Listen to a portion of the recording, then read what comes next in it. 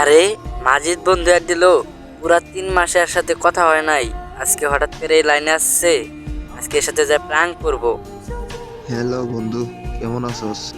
কি ভাইয়া, আপনাকে তো আমি চিনলাম না, তার উপর আপনি আমাকেও চেনেন না, আবার আপনি আমাকে বন্ধু বলে বলতেছেন মানে?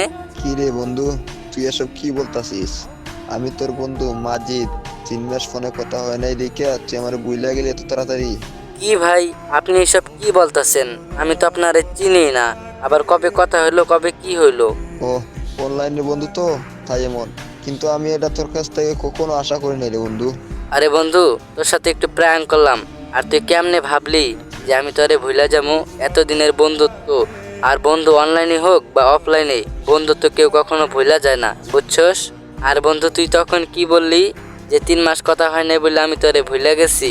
আরে শুন, বন্ধুত্ব মন থেকে হয়, আর যে বন্ধুত্ব মন থেকে হয় সেই বন্ধুকে ভোলা যায় না।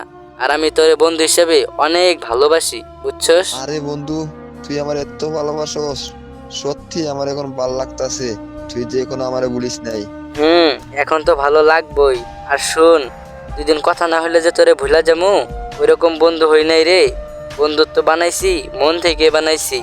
আর ভাইয়া, তোমাদেরকেই বলতাছি, তোমাদেরও কি এমন বন্ধু আছে যে 2 দিন কথা না হইলেই বলে যে কিরে বন্ধু, ভুলা গেলি আমারে? থাকলে মেনশন দিয়া যাও।